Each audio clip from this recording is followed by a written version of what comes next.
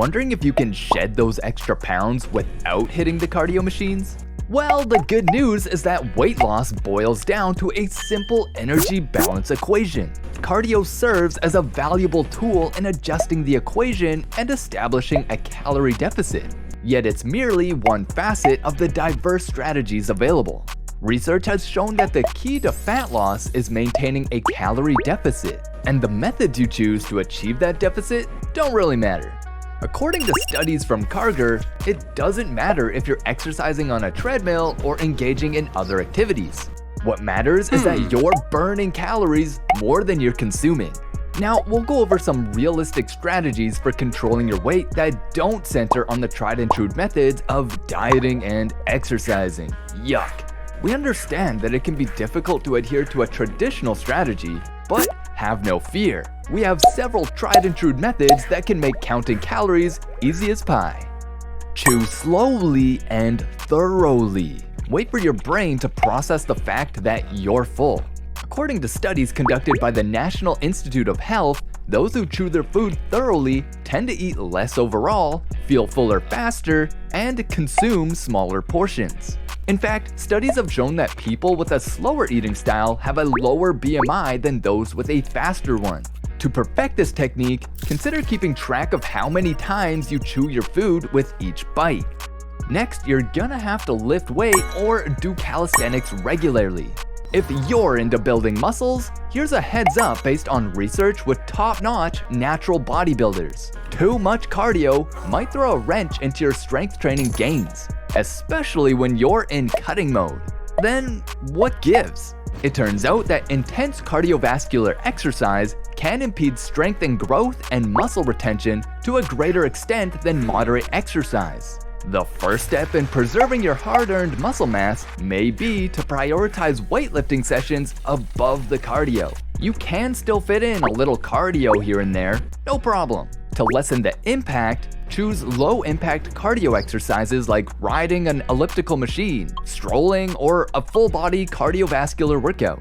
The most important thing to remember is to maintain a consistent strength training program, particularly if you want to keep that muscle while cutting.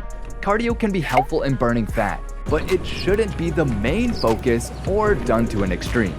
Doing so might backfire and prevent you from achieving your muscle building goals.